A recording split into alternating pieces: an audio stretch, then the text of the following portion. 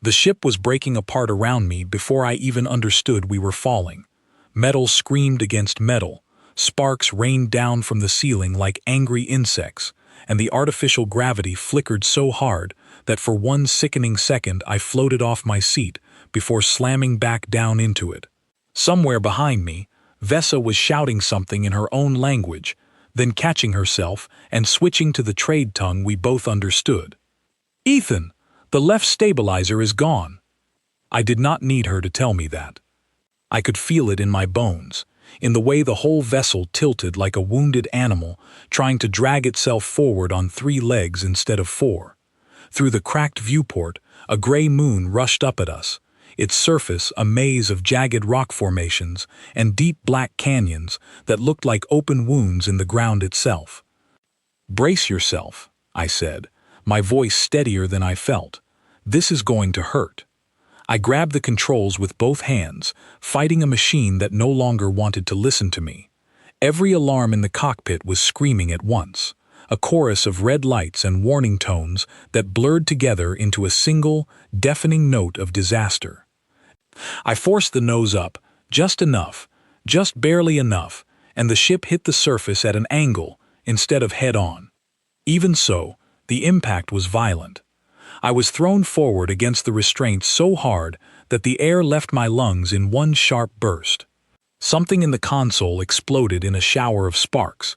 The ship skidded, screeched, tore a long furrow through the rocky ground, and finally came to a stop with a final, bone-deep shudder that rattled through every part of the hull. For a moment, there was only silence. Then came the sound of dripping fluid, the hiss of escaping air, and Vesa's voice, shaking but alive. "Ethan, are you hurt?" I tried to answer, and found that my side did not agree with the plan. I looked down and saw the source of the warmth spreading across my ribs. A jagged piece of metal from the shattered console had opened a long gash along my side, and blood was already soaking through my shirt, dark and steady. "I'm fine," I said, which was a lie, but the kind of lie you tell so nobody panics. Vesa was not fooled for even a second. She unbuckled herself and crossed the tilted cabin in 3 quick steps, her pale gray eyes wide with alarm. Her people were tall and slender, with skin the color of moonlight, and features that always seemed too smooth, too careful, as if evolution had sanded away anything sharp or rough about them. She reached toward my side and then stopped herself just before touching the wound, her hand hovering in the air. "You are bleeding, badly." "I've had worse," I said, though in the back of my mind I was already running through what worse actually meant, and none of those memories were comforting. "We need to get you to a medical unit immediately." I let out a short laugh that turned into a wince halfway through. "Vesa, look around. Does this look like a place with a medical unit?" She looked around, really looked, and her expression shifted from alarm to something closer to dread. Outside the cracked viewport, the moon stretched out in every direction, empty and hostile. No lights, no towers, no signs of rescue beacons or settlement domes, just rock, dust, and the thin, sickly glow of a distant sun struggling to reach the surface. "There is nothing here," she said quietly. "There's us," I said. "That's something." I pushed myself up from the pilot's chair, gritting my teeth against the sharp burn radiating from my side. The cabin was a mess of shattered panels and loose wiring, but the emergency storage compartment beneath the floor had survived the crash, which was the only piece of good news I had gotten in the last 5 minutes. I knelt down, ignoring the way the movement pulled at my wound, and pried the compartment open. Inside was a battered medical kit, 2 ration packs, a coil of rope, a flashlight, and a metal flask that had traveled with me across more star systems than I could count. Vesa knelt beside me, her long fingers hovering near the medical kit, as if she wanted to take charge of the situation, but did not quite know how. "Let me see the injury properly." I lifted the edge of my shirt, and even I had to admit, the sight was not pretty. The cut ran nearly the length of my hand, deep enough that I could see more than I wanted to about what was underneath my skin. Blood welled up steadily, dark red against the gray dust that had already settled over everything in the cabin. Vessa's breath caught. For a moment, she simply stared, her pale eyes fixed on the wound, with an expression I could not quite name, something between horror and fascination. "This requires immediate treatment," she said, her voice tighter than before. "On my world, an injury like this would already be inside a regeneration chamber." "Well, we're not on your world," I said, reaching for the medical kit. "And regeneration chambers don't grow on rocks." I opened the kit and found gauze, sealant strips, and a small tube of numbing gel that had been half used already from some other close call I barely remembered anymore. It was better than nothing, but it was far from what the wound actually needed. Infection was already a real danger, and we had no idea how long we would be stranded on this moon before anyone came looking for us. Vessa watched my hands as I worked, her posture rigid, her fingers laced together so tightly that the knuckles had gone pale. "You are remarkably calm for someone who is losing this much blood." "Panicking doesn't close wounds," I said. "Might as well save the energy." She did not respond to that, but I noticed her jaw tighten, as if she were holding something back. I had known Vessa for almost 4 months now, ever since her diplomatic transport had been damaged near a trade station, and I had offered to help ferry her and her research equipment across 2 systems. In that time, I had learned that her people, the Sarai, did not experience pain the way humans did. Or rather, they experienced it, but their entire culture, their medicine, their laws, all of it was built around the idea that pain was something to be eliminated immediately, never endured. I had heard stories, half joking, half serious, from traders who had worked with her people before. Stories about how a scraped knee on Sarai homeworld sent people to medical stations. About how their soldiers, if you could even call them that, were equipped with technology that shut down pain signals before the brain could even register them. Watching Vessa now, kneeling beside me with her hands trembling slightly as she watched blood soak through gauze, I began to understand that those stories were not exaggerations. "You should lie down," she said. "Let me apply pressure." "I can manage." "Ethan," her voice sharpened, cutting through my stubbornness. "You are injured, and I am not. Let me help." I hesitated, then nodded, easing myself back against the tilted wall of the cabin. Vessa pressed a folded cloth against my side, and even through the fabric I could feel how carefully she was moving, as if she were afraid that any sudden pressure might cause some catastrophic failure in my body. "You're not going to hurt me more by pressing on it," I said. "That's actually the point. Pressure stops the bleeding." "I am aware of the theory," she said, a little defensive. "I have simply never had to apply it myself. On my world, this kind of task belongs to machines." "Well, out here, you're the machine." She gave me a look that might have been the beginning of a smile if the situation had not been so dire. We sat like that for a while, her hand steady against my side, the cabin ticking and creaking as it cooled around us. Outside, the wind picked up, throwing fine gray dust against the cracked viewport in soft, hissing waves. "The distress beacon," I said eventually. "Did it go out before we lost power?" Vessa's expression flickered, and my stomach sank before she even answered. "I do not know. The communication array was damaged in the descent. I attempted to send a signal, but I cannot confirm it was transmitted before the system failed. So we might be completely off the grid." "It is possible," she admitted. I closed my eyes for a moment, doing the math in my head. Rescue might come in hours. It might come in days. Or it might not come at all, not until someone eventually noticed our ship had gone silent and started asking questions, which could take far longer than either of us wanted to think about. Either way, the wound in my side was not going to wait politely for outside help to arrive. "Okay," I said, opening my eyes. "Then we deal with what we've got." Vessa studied me, and for the first time since the crash, I saw real fear behind her calm exterior. Not fear of the moon outside, not fear of being stranded, but fear of what might happen to me if the wound worsened before help arrived. It was strange, seeing that kind of worry directed at me from someone who came from a world where pain itself was treated like a disease to be cured on sight. "What do you mean, deal with it?" she asked slowly.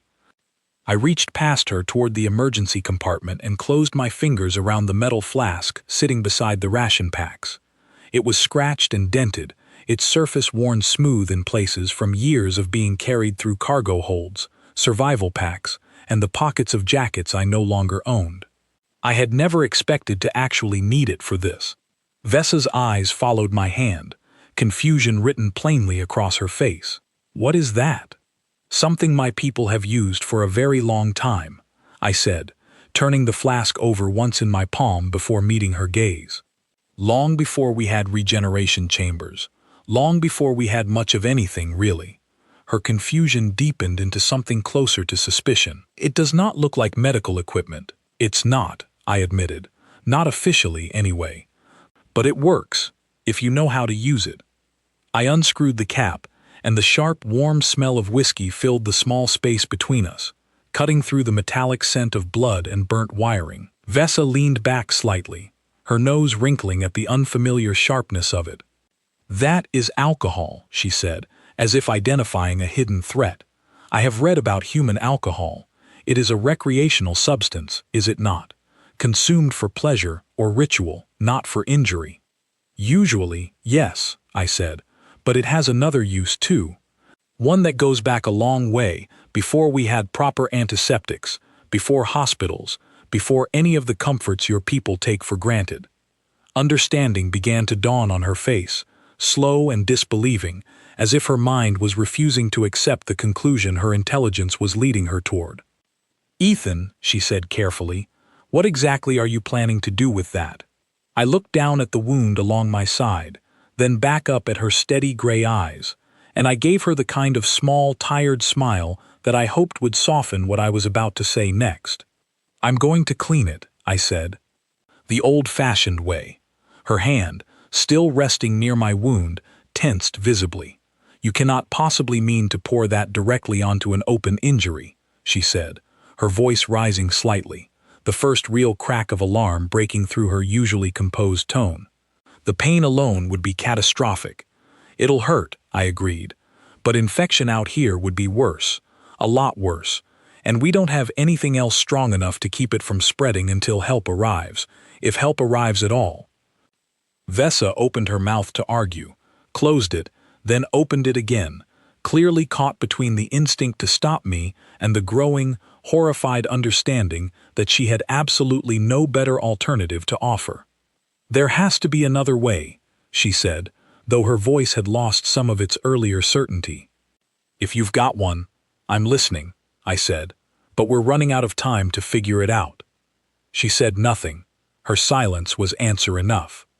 I shifted my grip on the flask, feeling the cool metal against my palm, and looked down at the long, angry line of the wound across my ribs.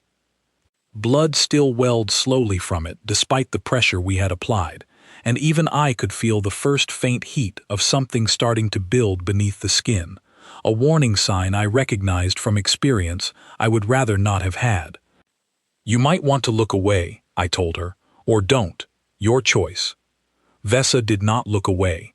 She stayed exactly where she was, her hands frozen in the air between us, her pale eyes fixed on the flask as if it were a weapon aimed directly at my chest. I could see the tension coiling through her entire body, every muscle rigid, every instinct in her screaming that what I was about to do went against everything she had ever been taught about pain, about injury, about how a person should treat their own body. I took a slow breath, steadying myself. "Here goes nothing," I said. And then I tipped the flask, and the whiskey began to pour. The whiskey hit the open wound like liquid fire. Every nerve along my side lit up at once, a burning, searing sensation that stole the breath straight out of my lungs. My teeth clenched together so hard my jaw ached, and my free hand shot out to grip the edge of the console beside me, knuckles turning white against the metal. For a moment, the whole world narrowed down to that single line of fire running across my ribs. I did not scream. I did not let myself. Instead, I let out a long, hissing breath through my teeth, the kind of sound a person makes when they are fighting to stay in control of something that desperately wants to knock them flat. "Okay," I muttered, my voice tight and strained. "Okay, that's a lot." Vesa made a sound I had never heard from her before, something between a gasp and a strangled cry, and when I glanced up at her through the haze of pain, I found her staring at me with an expression of pure, undiluted horror.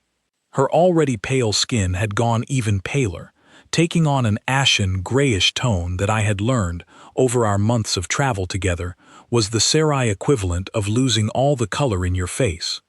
"Ethan," she said, her voice thin and unsteady. "Ethan, stop. You need to stop." "Already done," I managed, setting the flask down with a hand that was not quite as steady as I wanted it to be. "The worst part's over." But Vesa did not look reassured. If anything, she looked worse. Her breathing had gone shallow and rapid, her chest rising and falling in quick, uneven bursts, and her hands, still hovering near my wound, had begun to tremble visibly. "Vesa?" I said, concern cutting through my own pain. "Hey, you all right?" She did not answer. Her gray eyes had taken on a distant, unfocused quality, staring somewhere past me, past the cabin walls, past everything. Her skin, already pale, seemed to lose what little color remained, and a fine sheen of moisture broke out across her forehead despite the cool air inside the wrecked ship. "Vesa," I said again, sharper this time, pushing myself up despite the fresh burn still radiating from my side. Her knees buckled. I moved faster than I thought my injured body could manage, catching her by the shoulders just before she collapsed sideways into the twisted wreckage of the console. She was lighter than I expected, her body suddenly boneless in my arms, and for one terrifying second I thought she had actually lost consciousness completely. Hey, stay with me," I said, easing her down against the tilted wall of the cabin, keeping one arm braced behind her shoulders. "Vesa, talk to me." Her eyes fluttered, unfocused, then slowly began to sharpen again, locking onto my face with a kind of dazed, disoriented confusion. Her breathing was still too fast, too shallow, but at least she was conscious. At least she was looking at me instead of through me. She started, then stopped, swallowing hard. "I do not understand what happened." "You nearly passed out," I said, keeping my voice as calm and steady as I could manage, even though my own pulse was hammering from both the pain in my side and the sudden fear of watching her go down like that. "Just breathe. Slow, deep breaths. Can you do that for me?" She nodded, though the movement was jerky, uncoordinated. I watched her chest rise and fall as she forced herself to slow her breathing, her hands pressed flat against the cabin floor on either side of her, as if she needed the solid contact to remind herself where she was. "That should not have happened," she said finally, her voice still shaky but steadier than before. "I was not injured. I felt no direct pain of my own." "Then what was that?" She closed her eyes briefly, gathering herself, and when she opened them again, there was a kind of raw honesty in her expression that I had not seen from her before, not in all our months of careful, polite conversation. "Our species has a heightened sensitivity to observed pain," she said slowly, as if explaining something that embarrassed her deeply. "It is called shared response. When we witness another being experience significant pain, particularly pain that is severe or deliberately inflicted, our own nervous systems react almost as if we were experiencing it ourselves. It is why we developed our medical technology so extensively. It is why our culture does not tolerate suffering, in ourselves or in others. We cannot simply stand by and watch it happen without consequence to our own bodies." I stared at her, letting that sink in. "So when I poured whiskey on an open wound in front of you, my body responded as though the injury were happening to me," she finished quietly, "even though I knew, intellectually, that it was not." "I had no idea," I said, and I meant it. In 4 months of traveling together, she had never mentioned anything like this, never given any indication that watching me deal with the occasional scrape or bruise might actually be dangerous for her. "It rarely comes up," she said, a faint, embarrassed edge creeping into her voice. Sarai society is structured specifically to avoid situations like this. Pain is treated immediately, privately, and efficiently. No one is ever required to witness another person's suffering for an extended period. There are protocols, safeguards. I have simply never been in a situation quite like this one. I let out a breath, some of the tension in my shoulders easing now that I understood what had happened. Well, I'm sorry. I didn't think about how it might affect you. I was just trying to keep the wound from getting infected. You do not need to apologize, she said, though her voice still carried a slight tremor. You could not have known. I did not know myself. Not truly. Not until now. I glanced down at my side, where the wound sat raw and stinging beneath a fresh layer of gauze I had pressed over it in the chaos of catching her. The burning sensation had settled into a dull, throbbing ache, familiar and manageable, the kind of pain I knew how to live with while I finished the job. I still need to bandage it properly, I said. Are you going to be all right if I keep working on it? Vesa straightened slightly, visibly steadying herself through sheer force of will, her spine straightening against the tilted wall behind her. I will manage. I simply was not prepared for the intensity of it. Knowing what is coming should help. You don't have to watch, I offered. I can handle the rest myself. No, she said, and there was something firm in her voice now, something that had not been there a moment ago. I want to understand. If this is something your people do, something you survive regularly, then I want to understand how. I studied her for a moment, surprised by the resolve in her expression. Whatever had just happened to her, whatever wave of second-hand agony had nearly dropped her to the floor, she was pushing through it now, forcing herself to stay present instead of retreating into whatever safe, sterile world her people had built for themselves. All right, I said, but if you feel that coming on again, you tell me. Immediately. I don't need you passing out on top of me in a wrecked ship on a moon nobody knows we're on. A ghost of a smile touched her lips, faint but real. That would be an inconvenient way to end this expedition. Understatement of the century, I muttered, reaching for the gauze and sealant strips again. I worked carefully this time, more aware than before of how closely she was watching, of how each small motion, each press of gauze against torn skin, seemed to register somewhere behind her eyes, even though she made no further sound, no further collapse. Her jaw was tight, her hands clenched in her lap, but she held herself upright, held herself present, watching the entire process with an intensity that felt almost like penance. You did this before, she said quietly, as I smoothed the last sealant strip into place, along the edge of the wound. Not this exact situation, perhaps, but something like it. You were not surprised by any of this. Not really, I admitted. Where I grew up, things didn't always go the way you'd want them to. You learn to make do with what you've got. Sometimes, what you've got is a bottle of something strong and a steady hand. That sounds like a difficult way to live. It was what it was, I said, shrugging, though the motion pulled uncomfortably at my freshly bandaged side. Doesn't mean I recommend it, just means I know how to handle it when there's no other option. Vesa was quiet for a moment, studying me with an expression I could not quite read, somewhere between curiosity and something deeper, something that looked almost like reassessment, as if she were recalculating everything she thought she understood about the man sitting across from her in this broken, dying ship. On my world, she said slowly, an injury such as yours would trigger an automatic emergency response. Medical drones would arrive within moments. The pain would be eliminated before it could even be fully processed by the mind. No one would ever have to endure what you just endured, not even for a single second. Sounds nice, I said, and I meant it honestly. Wish we had that. And yet you did not hesitate, she said. You knew it would cause you significant pain, and you did it anyway, calmly, without complaint, because it was the correct decision under the circumstances. Wasn't much of a choice, really, I said. Infection out here would kill me slower and worse than a few seconds of burning ever could. Sometimes the only way through a bad situation is straight through the middle of it. She fell silent again, her gaze drifting toward the cracked viewport and the gray alien landscape stretching out beyond it. The wind had picked up outside, dragging fine curtains of dust across the jagged rocks, and somewhere in the distance, a low, mournful sound echoed across the moon's surface, the kind of sound that made the isolation of our situation feel even more absolute. "I think," Vesa said eventually, "that I have underestimated your species."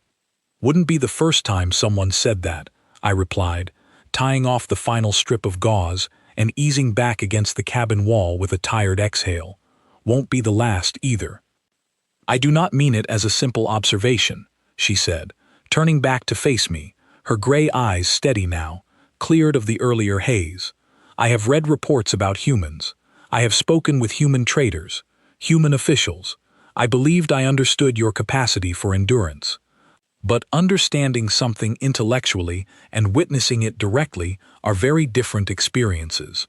"Yeah," I said quietly, thinking of the wound throbbing steadily beneath the bandages, thinking of the long, cold night that was likely still ahead of us before any rescue arrived, if any rescue arrived at all.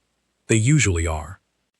Outside, the wind rose again, rattling against the damaged hull, and somewhere in the darkening sky above us, the first faint stars began to appear, distant and indifferent to the two of us stranded far below. Night on the moon came fast and complete, swallowing the last traces of gray light within what felt like minutes. Without a proper atmosphere to hold on to the day's warmth, the temperature inside the wrecked cabin began dropping steadily, and I could see Vesa pulling her thin travel coat tighter around herself, though it clearly was not built for conditions like these. "We should conserve power," I said, nodding toward the small emergency light I had rigged from the flashlight and a length of wire, casting a weak, flickering glow across the cabin. "No telling how long we'll need it to last." "Agreed," Vesa said, though her attention was not really on the light. She had been quiet since finishing her observations about my wound, lost in thought, occasionally glancing toward me as if turning something over in her mind. I settled back against the cabin wall, trying to find a position that did not aggravate my side too much, and closed my eyes for a moment, letting the exhaustion of the day settle over me. The adrenaline that had carried me through the crash and the makeshift treatment was fading now, leaving behind a bone-deep tiredness that made even simple movements feel like a struggle. "Ethan," Vesa said quietly, breaking the silence, "may I ask you something?" "Go ahead. Earlier you mentioned that where you grew up, things did not always go the way you would want. What did you mean by that?" I opened my eyes and considered her for a moment, weighing how much to share.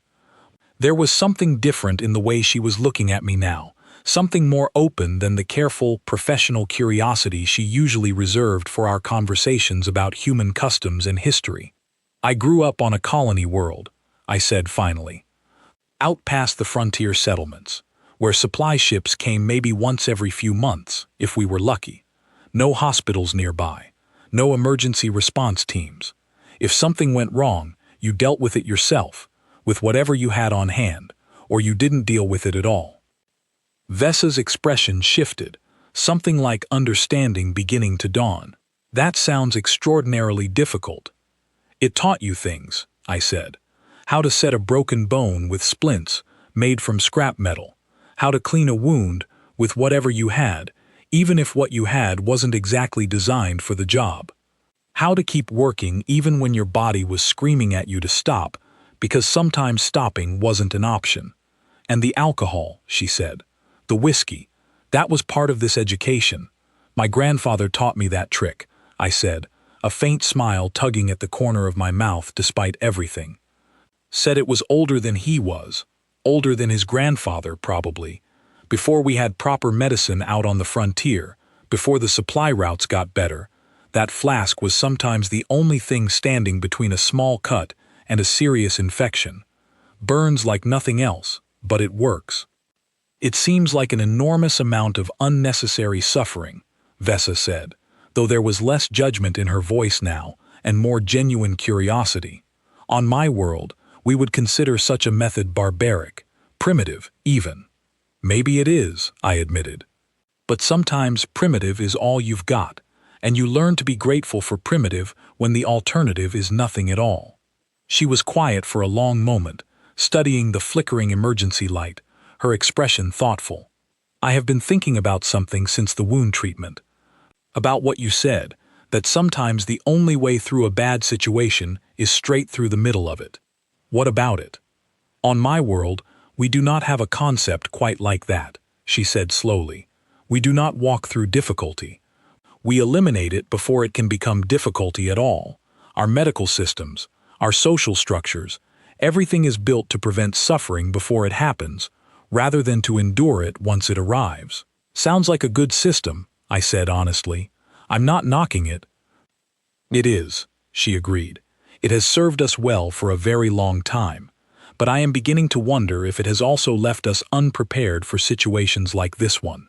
Stranded, without our technology, without our safeguards, facing circumstances that cannot simply be eliminated through careful planning. I studied her in the dim light, seeing the way her earlier fear had begun to settle into something more contemplative, more curious than afraid. You handled yourself all right, though, once you got past the initial shock. I nearly lost consciousness, she pointed out, a wry edge creeping into her voice. I would not call that handling myself particularly well. You got back up, I said. That counts for a lot, in my experience. Doesn't matter how you start, matters how you finish. Vesa considered this, her gray eyes reflecting the weak light of the flashlight. There is wisdom in that, I think. Simple, but true. We sat in comfortable silence for a while after that, the cold slowly deepening around us, the wind outside rising and falling in long, mournful gusts that occasionally rattled the damaged hull. I found myself drifting toward sleep, despite the discomfort in my side, the exhaustion of the day, finally catching up with me in full. I woke sometime later, to the sound of my own sharp intake of breath. The wound had stiffened while I slept, and shifting position sent a fresh wave of pain radiating through my side, sharp enough to jolt me fully awake. I bit back the sound that wanted to escape, clenching my jaw against it, but it was too late. Vesa was awake instantly, her eyes finding mine in the darkness. "Ethan, what is wrong?" "Nothing," I said, forcing my breathing to steady. "Just stiff. Moved wrong." But even in the dim light, I could see her studying me carefully, and I could see the moment she noticed the tension in my shoulders had not fully eased, the way my hand had drifted protectively toward my side. "You are still in significant pain," she said. It was not a question. "It's manageable." "Ethan." Her voice carried a gentle firmness that I was beginning to recognize as uniquely hers. "Please, do not minimize this for my benefit. I understand now what happened earlier. I am prepared for it this time, if you need further treatment." I hesitated, torn between not wanting to put her through another wave of that shared response, and knowing that the wound genuinely did need to be checked again, especially given the plummeting temperature and the uncertain timeline for rescue. "All right," I said finally, "let's take a look." She helped me shift into a position where the weak emergency light could reach my side, and together we carefully peeled back the bandages to check the wound underneath. It looked better than I had expected, the sealant strips holding firm, the bleeding fully stopped, though the skin around the edges was still red and angry looking. "It seems to be healing appropriately," Vesa said, relief evident in her voice as she examined it with careful, curious eyes. No obvious signs of infection. "Whiskey did its job then," I said, allowing myself a small measure of satisfaction despite the lingering discomfort.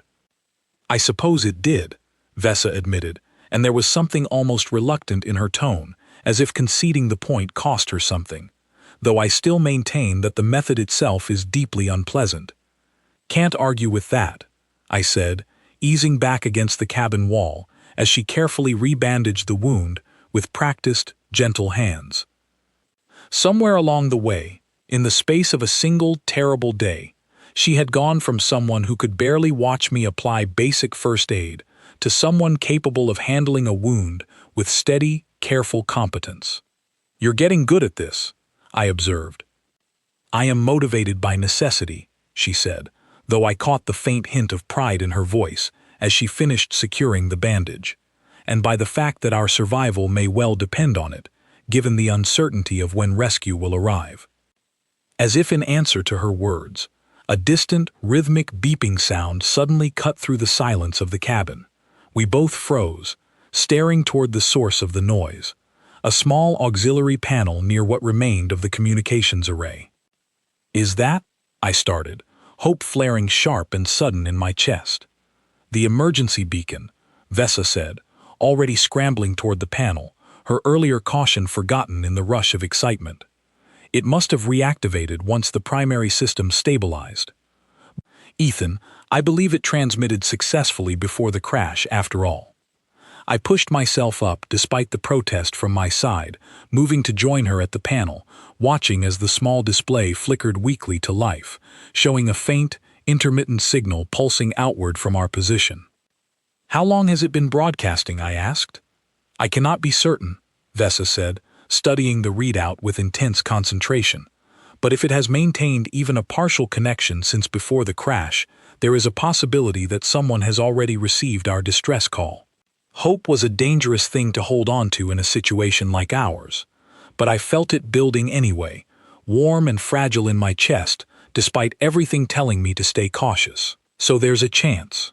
"There is a chance," Vesa agreed, turning to look at me, her gray eyes bright in the dim light of the cabin. "It is not a certainty, but it is more than we had an hour ago." Outside, the wind continued its long, mournful howl across the alien landscape, and somewhere above us, hidden behind thick layers of dust and darkness, the stars continued their slow, indifferent march across the sky, carrying with them, perhaps, the faint hope of rescue drawing steadily closer with every passing hour. We settled back against the cabin wall together, closer now than we had been before, watching the weak, steady pulse of the beacon signal with a shared, cautious hope neither of us dared to speak aloud, afraid that giving voice to it might somehow make it less real. "Get some rest," Vesa said softly, after a long stretch of comfortable silence. "I will keep watch over the beacon and your condition both. You have earned the sleep, given everything you endured today." "You sure?" I asked, though exhaustion was already pulling heavily at my eyes, the events of the day finally demanding their toll. "I am certain," she said, and there was a quiet warmth in her voice that had not been there before the crash, before the whiskey, before everything that had passed between us in the hours since. "Sleep, Ethan. I will be here." I let my eyes close, trusting her words, trusting the steady presence beside me in the cold, broken cabin, and somewhere in the darkness beyond the cracked viewport, the faint pulse of the beacon continued its patient, hopeful rhythm into the endless night. Morning, if it could be called that, arrived as a pale gray brightening beyond the cracked viewport, the distant sun struggling to push its thin light through the moon's dusty atmosphere.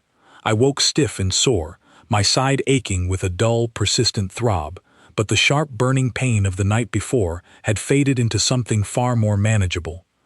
Vesa was exactly where she had promised to be, sitting near the auxiliary panel, her eyes fixed on the beacon display, though exhaustion had clearly caught up with her at some point during the night.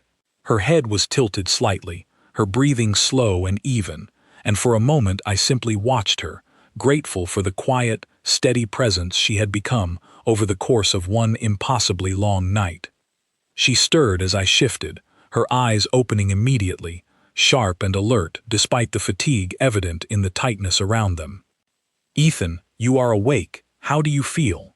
"Better," I said, testing the words as much as the feeling behind them. "Sore, but better." "Any change with the beacon?" Her expression brightened slightly. "The signal has strengthened somewhat since you fell asleep. I believe the atmospheric interference is beginning to clear as the sun rises. There is also this." She turned the small display toward me, and I squinted at the faint characters scrolling across it, my heart lifting as I recognized the format of an incoming transmission acknowledgement. "Someone received it," I said, disbelief and relief warring in my voice. "Someone actually received our signal." "A patrol vessel from the trade station 3 systems away," Vesa confirmed, and I could hear the barely contained excitement beneath her carefully measured tone. They have confirmed our coordinates and estimate arrival within several hours, depending on conditions. Relief hit me like a physical wave, loosening muscles I had not even realized were still tensed from the night before. Several hours. We can manage several hours. We can, Vesa agreed, and then, after a brief pause, added, though I confess I am somewhat relieved that rescue will not require further demonstrations of human medical improvisation. I let out a short laugh, which immediately pulled uncomfortably at my healing wound, but the discomfort was worth it for the genuine warmth in her expression. Don't get too comfortable. Space travel has a way of throwing curveballs when you least expect them. Curveballs, she repeated, testing the unfamiliar phrase.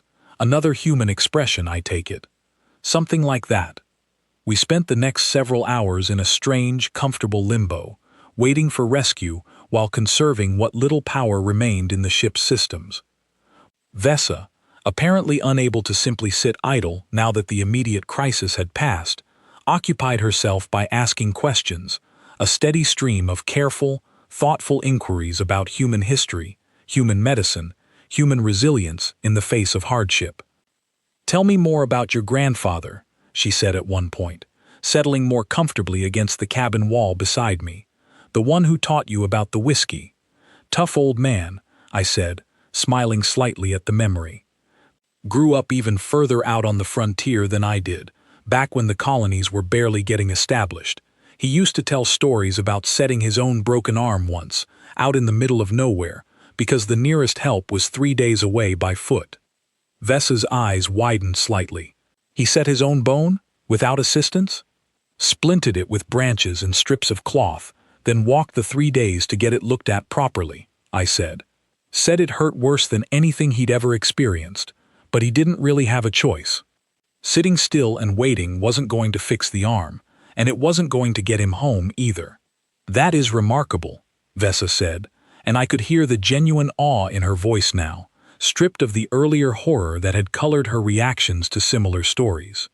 On my world, such a situation would be considered an acceptable risk only in the most extreme circumstances, and even then, extensive precautions would be taken to minimize suffering. Out on the frontier, extreme circumstances were kind of the norm, I said. You learn to adapt, or you don't survive very long. Is that why your species developed such tolerance for pain? She asked, genuine curiosity coloring her voice now, rather than the earlier apprehension. Necessity, rather than preference. I considered the question seriously, turning it over in my mind. I think it's more complicated than that. Sure, necessity plays a part, but I think somewhere along the way, we also learned that pain isn't always something to be avoided entirely.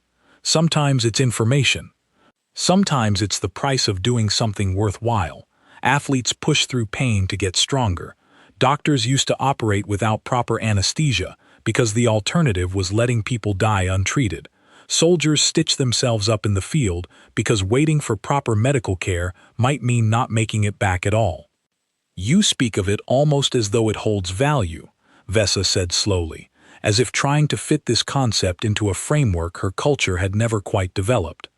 Not the pain itself, I clarified, but what it teaches you maybe, what it proves you can survive.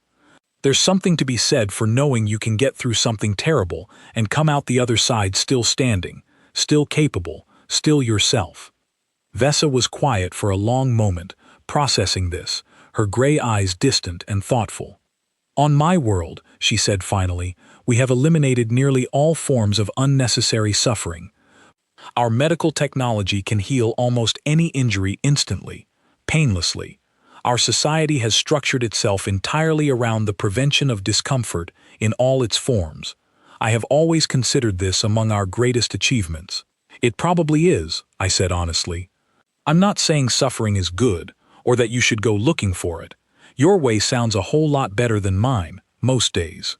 And yet, she continued, as if I had not spoken, watching you these past hours, I find myself wondering what we may have lost in our pursuit of that comfort. You faced something genuinely terrible last night, alone, without any of the safeguards my people rely upon, and you did not simply survive it. You remained yourself throughout. Calm, steady, even at times capable of humor in the midst of it. Wasn't much humor happening when that whiskey hit, I pointed out.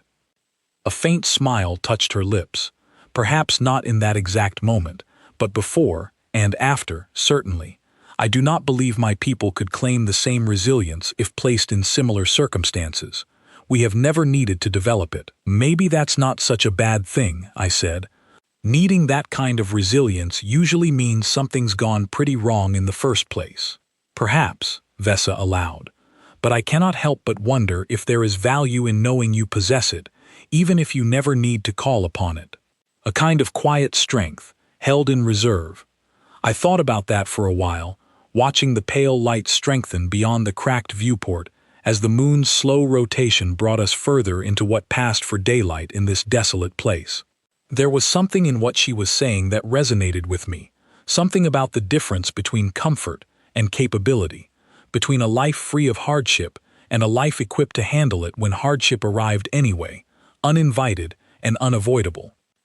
You handled yourself pretty well, for someone whose culture doesn't prepare for this kind of thing, I said eventually, once the initial shock wore off anyway. I nearly collapsed, she reminded me, though there was less embarrassment in her voice now and more simple acknowledgement of fact. That is hardly a demonstration of resilience. You got back up, I said again, echoing the words from the night before. And then you helped me rebandage the wound, kept watch over the beacon all night, and asked me 100 questions about human history without flinching once. That's not nothing, Vesa. That's actually pretty impressive, considering where you started. She turned to look at me then, something soft and genuinely touched flickering behind her careful composure. Thank you, Ethan. That means more than you likely realize. Before I could respond, a new sound cut through the quiet cabin, a low, distant hum growing steadily louder, unmistakably the sound of an approaching vessel. Vesa scrambled to her feet, hurrying toward the cracked viewport, and I pushed myself up despite the protest from my healing wound, joining her just in time to see a sleek patrol ship descending through the thin atmosphere toward our position, its running lights bright and welcome against the gray landscape. They found us, Vesa breathed, relief and excitement mingling in her voice. Ethan, they actually found us. Told you several hours would be manageable, I said, though my own relief was every bit as strong as hers, the weight of the long night finally beginning to lift from my shoulders. The patrol vessel touched down a short distance from our wrecked ship, kicking up a cloud of fine gray dust that swirled and settled slowly in the thin air. Vesa turned to me, her expression a complicated mixture of relief, exhaustion, and something else, something that looked almost like reluctance to see this strange, difficult, unexpectedly meaningful night come to an end. We should signal them, she said. Let them know our exact condition before they approach. Good idea, I said, though I made no move to do so immediately, and neither did she. We stood there for a moment longer, side by side at the cracked viewport, watching the rescue that had felt so impossibly distant just hours before now solid and real and close enough to touch. Vesa, I said quietly, thank you, for staying, for pushing through, even when your instincts were telling you to do anything but. She met my gaze steadily, her earlier fear entirely gone now, replaced by something calmer, something that looked a great deal like genuine respect. I believe I should be thanking you, Ethan. I came into this experience believing I understood your species reasonably well. I am leaving it with the understanding that I had only begun to scratch the surface. Outside, figures were beginning to emerge from the patrol vessel, moving carefully across the rocky terrain toward our downed ship, and somewhere beneath the relief and the exhaustion, I felt a strange, quiet satisfaction settle into my chest, the knowledge that whatever had passed between us in that long, difficult night had changed something, shifted some fundamental understanding neither of us had expected to shift. Come on, I said, straightening as best I could despite my healing side. Let's go meet our rescue. Vesa nodded, and together we made our way toward the ship's damaged exit hatch, ready to step back out into a wider universe that neither of us, I suspected, would view in quite the same way ever again. The medical officer aboard the patrol vessel, a stern-faced woman named Grace Holt, took one look at my bandaged side and immediately ordered me onto an examination table, her hands moving with brisk efficiency as she began running scanners over the wound. "Whoever field-dressed this did a solid job," she said, glancing between the readout on her handheld scanner and my face with obvious professional curiosity. "No sign of infection, wound edges clean, healing already underway. What did you use out there?" "Gauze, sealant strips, and a healthy dose of stubbornness," I said, earning a short laugh from her as she continued her examination. Vessa stood nearby, having already given her own statement to the ship's captain about the crash and our subsequent survival, though her attention kept drifting back toward me and the medical officer's evaluation of my treatment. I caught her eye and gave her a small, reassuring nod, and she returned it with a faint smile before turning back to her conversation with the captain. "You'll want proper treatment once we reach the station," Grace continued, applying a fresh, more advanced sealant to the wound that immediately began knitting the torn skin together with visible, gentle efficiency. "But honestly, this is about as good as field treatment gets. Whoever taught you how to handle a wound like this knew what they were doing." "Learned it a long time ago," I said. "Never thought I'd actually need to use it, though." "Most people don't," Grace agreed. "Lucky for you, you remembered how." By the time we reached the trade station 3 systems away, word of our ordeal had somehow already begun circulating through the crew, the story of the crash, the long night, and the makeshift wound treatment growing slightly more dramatic with each retelling. I found myself the subject of curious glances from crew members I had never met, some offering quiet nods of respect, others simply staring with open, undisguised curiosity. It was not until we actually docked at the station that I began to understand just how far the story had traveled. "Ethan Marsh?" A tall Sarai man approached us in the station's crowded receiving bay, his expression carefully neutral in that particular way I had come to associate with his species, though there was an unmistakable undercurrent of fascination beneath the professional composure. "I am Dr. Anwen Sol, Chief Medical Researcher for the station's Sarai delegation. Vessa has informed me of the treatment you administered to your own injury during your period of isolation. News travels fast," I said, glancing toward Vessa, who offered an apologetic shrug. "I may have mentioned it to a colleague," she admitted, who apparently mentioned it to several others. "The account is, forgive me, somewhat difficult to believe," Dr. Saul continued, studying me with open scientific curiosity now, any pretense of neutrality abandoned entirely. "You deliberately introduced a painful substance directly into an open wound without any form of pain mitigation and remained functional and coherent throughout the entire process." "That's about the size of it," I confirmed. "Remarkable," he murmured, more to himself than to either of us. "Truly remarkable. Would you be willing to discuss the experience further? Purely for research purposes, of course. Human pain tolerance has long been a subject of considerable interest among our medical researchers, but direct, detailed accounts such as yours are exceedingly rare." I glanced at Vessa again, uncertain how to respond, and found her watching the exchange with an expression that hovered somewhere between amusement and quiet pride. "I don't see why not," I said finally, "though I should warn you, it's not exactly a complicated story. Wound got infected, risk was high, we had whiskey, I poured it on, it hurt like nothing else I've experienced in a long time. That's really all there is to it." "That is precisely the sort of casual dismissal that makes this account so fascinating," Dr. Sol said, pulling out a small recording device with evident enthusiasm. "Your species possesses a capacity to minimize genuinely traumatic experiences that our own culture simply does not share.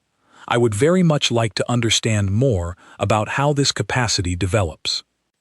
Over the following hour, I found myself answering an increasingly detailed series of questions, some clinical and precise, others surprisingly personal, all of them circling around the same central fascination that seemed to grip every Sarai I encountered on the station. How had I remained calm? Had I experienced any lasting psychological effects from the ordeal? Was this kind of endurance common among all humans, or was I somehow exceptional among my own species? I did my best to answer honestly, though I found myself repeatedly downplaying the experience, insisting that it was simply practical necessity rather than any special quality unique to me. But no matter how many times I tried to minimize it, Dr. Soul and the small crowd of researchers who had gradually gathered around our conversation continued to look at me with an expression of genuine, almost reverent fascination.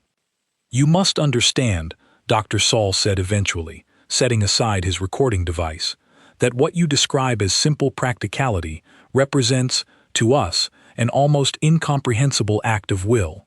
Our entire civilization has been built around the elimination of exactly the kind of suffering you endured willingly, without hesitation, in service of a practical goal. The idea that a person could choose to inflict such pain upon themselves and remain entirely functional afterward challenges some fairly fundamental assumptions we hold about the nature of sentient minds." "I wasn't trying to challenge anyone's assumptions," I said. "I was just trying not to get an infection on a moon with no hospital in sight." "And yet the implications remain," Dr. Saul said, a faint, thoughtful smile touching his lips. "Perhaps this is something our species could stand to learn from, in small, careful doses. Not the suffering itself, of course, but the resilience underlying it, the capacity to endure difficulty without losing oneself in the process." Later that evening, after the researchers had finally dispersed and the station had settled into its quieter nighttime rhythm, I found Vesa waiting for me near one of the observation decks, looking out at the slow, distant wheel of stars beyond the reinforced viewport. "Quite a day," I said, settling beside her, my side still tender, but healing steadily under the more advanced treatment the station's medical bay had provided. "Quite a day indeed," she agreed, a faint smile playing at the corners of her mouth. "I believe you have single-handedly generated more scientific interest in human physiology than the last several diplomatic exchanges combined." "Wasn't exactly my goal," I said, leaning against the railing beside her. "Kind of just wanted to survive a bad crash landing without getting sick from it. And yet here we are," she said, "with half the station's medical staff eager to study you, and the other half simply eager to hear the story firsthand. You have become something of a legend already, Ethan, the human who poured burning liquid onto an open wound and continued speaking calmly throughout the entire ordeal. Legends usually get exaggerated in the retelling," I pointed out. "By the time this story's made its way through a few more retellings, I'll probably be walking away from explosions without a scratch." Vesa laughed softly, a genuine, warm sound that I had rarely heard from her before the crash, before everything that had passed between us during that long, difficult night. "Perhaps, though I suspect the core of the story will remain intact, regardless of how much embellishment accumulates around its edges. There is something about genuine resilience that tends to resist exaggeration. It simply speaks for itself." We stood together in comfortable silence for a while, watching the distant stars, the events of the past 2 days settling slowly into something that felt less like trauma and more like shared history, the kind of experience that forges an unexpected bond between two people who might never have understood each other otherwise. "Can I ask you something?" I said eventually. "Of course. Are you doing all right? After everything? I know that whole experience wasn't easy for you, watching what you watched, feeling what you felt because of it." Vesa considered the question seriously, her gray eyes thoughtful as she turned it over in her mind. "I believe I am doing better than I expected to, given the circumstances. It was, without question, one of the more difficult experiences of my life. But I do not regret it, Ethan. I learned something valuable from it, something I do not believe I could have learned any other way." "What's that?" "That resilience is not the same as recklessness," she said slowly, choosing her words with obvious care.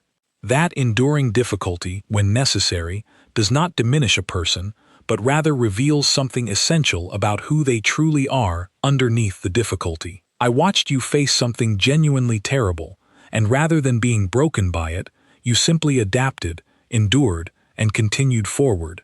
I find that I admire that quality a great deal, even though it remains largely foreign to my own culture. You handled it better than you're giving yourself credit for, I said. Don't forget that part. You didn't run from it, even after it nearly knocked you flat. You pushed through and kept helping anyway. Perhaps, she said, a small, genuine smile touching her lips. Perhaps I am more capable of resilience than I previously believed myself to be. I suppose I have you, and your unconventional medical methods, to thank for that particular discovery. I laughed, the sound easy and unguarded, in a way it had not been since before the crash. Glad I could help, even if it was mostly by accident.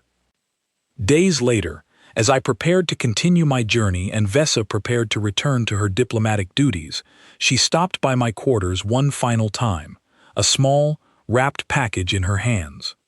A parting gift, she said, offering it to me with a faint, almost shy smile.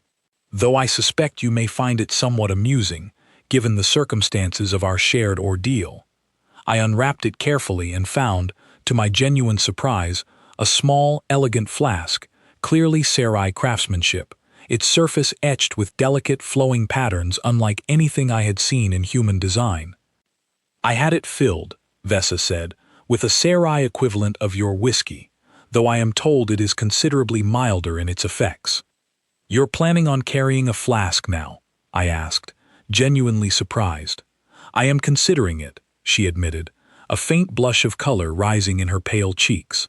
Not out of any expectation that I will need to replicate your particular method of wound treatment, but as a reminder, perhaps, that resilience sometimes requires unconventional tools, and that difficulty, when faced directly, need not be something purely to fear. I turned the flask over in my hands, genuinely touched by the gesture, by everything it represented about the strange, unexpected journey we had shared together, across that long, difficult night on a forgotten gray moon. Thank you, Vesa, I said, for all of it. The company, the help, the friendship. I don't think I would have made it through that night quite the same way without you there. Nor I without you, Ethan, she said, her gray eyes warm and steady, in a way that spoke of genuine, hard-won respect between two people from vastly different worlds, forged unexpectedly in the fire of shared hardship. I believe we have both learned something valuable from each other, something I doubt either of us will soon forget. As I finally departed the station days later, continuing on toward my next destination among the stars, I found myself thinking back often to that long night on the gray moon, to the burning pain of whiskey against open skin, to the sight of Vesa nearly collapsing from nothing more than the simple act of witnessing my endurance. It had started as nothing more than a desperate, practical necessity, a simple attempt to keep a wound from turning into something far more dangerous during a night with no other options available. But somewhere along the way, it had become something more than that, a strange, unexpected bridge between two entirely different ways of understanding pain, resilience, and what it truly meant to endure. And somewhere out among the stars, I like to think, a Sarai diplomat carried a small, elegant flask in her belongings, a quiet reminder that sometimes the most difficult moments in life carry within them the seeds of the most unexpected and lasting connections. The story of that night, I later learned, continued to circulate long after I had left the station, growing slightly more dramatic with each retelling, as stories often do, but at its core, it remained simple and true. A wounded man, a frightened alien woman, a flask of whiskey, and a long, difficult night that neither of us would ever quite forget. Sometimes, that is all it takes to change the way two very different people understand each other. Sometimes, the smallest, most unexpected moments of shared hardship reveal more about who we truly are than any careful, planned encounter ever could. And sometimes, all it takes is a little bit of whiskey, poured onto an open wound beneath an alien sky, to begin a friendship that neither person involved ever saw coming.